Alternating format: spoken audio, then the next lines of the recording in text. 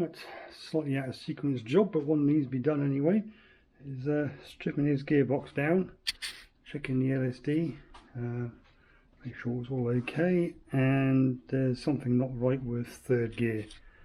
It's a little bit iffy to get into third gear, so probably synchros are worn. This is MTX 75 gearbox casing, but with Quaife internals. It's a straight cut synchro box with very different ratios to standard. When I built the other Volvo, I had a dog engagement Quaife box in there, but unfortunately the casing cracked and that destroyed that gearbox. And Quaife don't make the dog engagement box for the MTX 75 anymore, so, and they won't even let you buy the parts to do a synchromesh one yourself like they do with most gearboxes. You have to actually take it to them to get it done, which proved to be quite an issue when I had it done. I had to take, I'm probably the proud owner of about 10 different MTX 75 gearboxes now, as we've struggled to find the ones which their parts actually fitted. Turns out they basically fit a Mark 6 Escort and I think a very early Mondeo. I ended up buying an RS 2000 gearbox in the end, and that had all most of the parts I needed to get it done. So this box was actually built by Quaife, but normally I build my own gearboxes, but as I say, I can't in this instance. There's only one other company that I know of that builds a dog engagement box for an MTX 75, and they never answer their emails, reply to social media posts or anything else, so don't bother dealing with them. Right, I'm going to get this stripped down and see what we've got.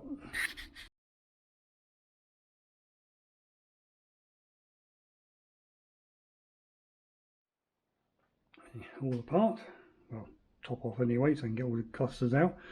You'll have seen me turn it over and prop it up on the tins.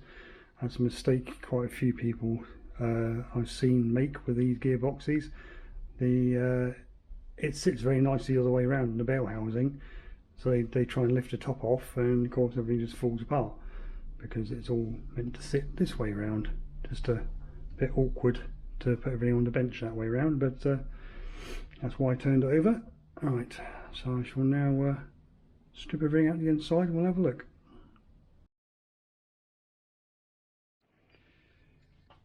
Right, both shafts out. Nothing obviously wrong at first glance.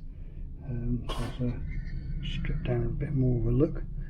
This top bearing seems to be a bit looser, because that should be a hydraulic press fit, and yeah, it doesn't feel like it's that tight to me, but check that, make sure there's no cracks in the race making it loose.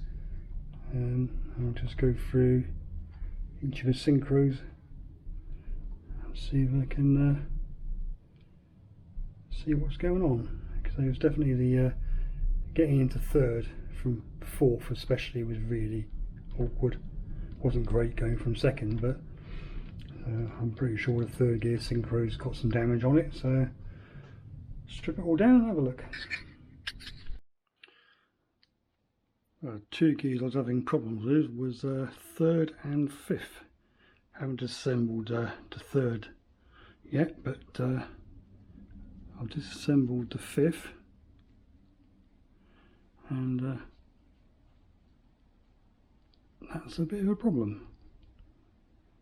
I should not have a big crack in it, obviously, and it's reasonably well worn on the inside here anyway. Teeth aren't too bad, but yeah, something's gone on there to crack that, so that'll explain why fifth is crunchy. So onwards. Right, I've had a good look around at the both shafts. So the problem with the fifth and the reverse synchro is definitely broken. I've had a look at the third and fourth one. I can't see anything wrong with it. This is two of them, or three of them here disassembled.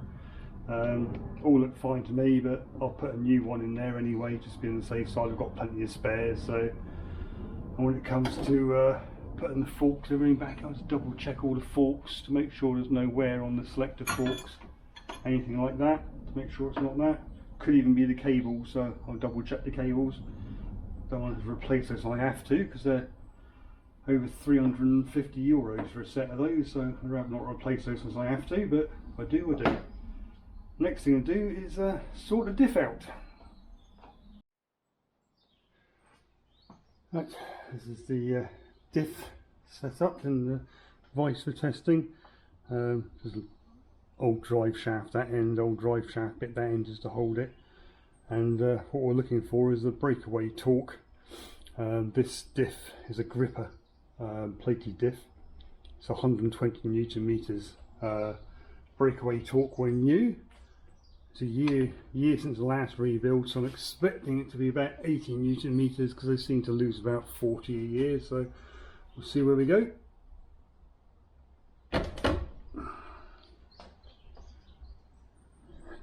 You can see that 86.9, so I wasn't too far away. So I need to strip this down and put some new plates in it. Okay, so the whole thing disassembled. It's very easy to take out. It's got a wavy washer there. There's a Belleville washer there. It's got tape. Make sure that goes back in the right way because there's a nice taper on it. This is the get that off there. That's the actual ramp side of things. See, 65, 40. And that's the left hand side ramp. These are just basically the clutch pack. All the clutch plates and gear plates.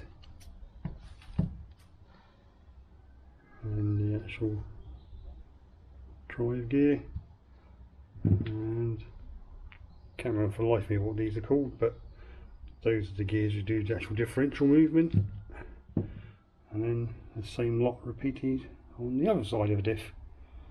So basically now it's a matter of measuring the thickness of that stack and that stack, and measuring the thicknesses of individual clutches, seeing if ones are worn, etc. And then building up a new pack, replacing the worn ones, and making that pack a fraction thicker than the older one.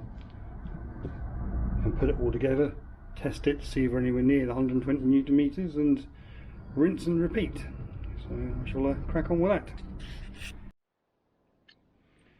Right, unfortunately I got a bit carried away there and didn't film as much as I'd like to, but this is all back together again now with about 122 Newton meters breakaway, which is yeah, I'll be fine. Should be 120, but 122 is not going to really matter that much. And I haven't really got time to go all through it and get it dialed in perfectly, so that will do. All I basically did was go through measuring each one of the clutches. Those are outer ones, and those are inner ones, and then just put a slightly thicker one in to bring up the stack height. I know from experience if I increase the stack height by about 0.2 mil, then that will take it from 18 Newton meters up to about 120 Newton meters breakaway torque. So that's what I've done. So still got lots of spare clutches for next time. You get some more thrust washers and Belleville washers they need replacing each time, so I've used all of those now. So let's crack on and I can reassemble the gearbox now.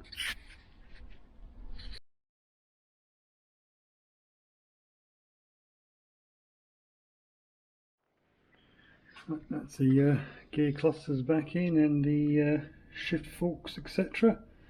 As you probably saw in the time lapse, it's a bit of a fiddle about to get all these in. It's a reverse idler down there, which is always a problem because you can't put the inner ball race in there, otherwise you'll never get the clusters in. So you have to put the gear in there loose, get everything in, and then try and put the ball race and everything in afterwards, which is a bit fiddly to say the least. And selector forks are quite easy apart from the third, fourth one.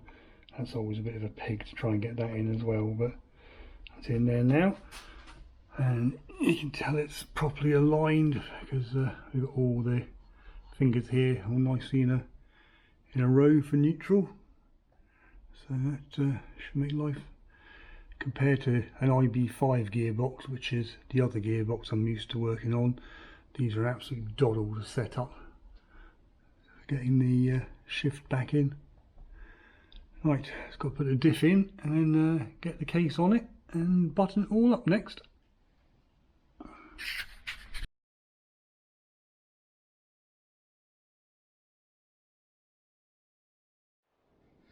Okay, this case all bolted back together again. I've just got to torque it all up now.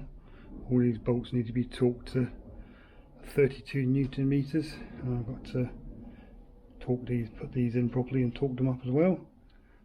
So I won't bore you with yet another time lapse of me going around torquing all the bolts. I'll just get on with it, and we'll come back when there's something else going on. Right, next thing I do is to put the selector mechanism in. I just did a double check on the little split pin through here, because they have a nasty habit on these of walking out one side or the other and then jamming everything up. That looks fine to me. There's no other major problems in there that I can see. A little bit of wear on the edges, but to be expected. Looks good to go back in.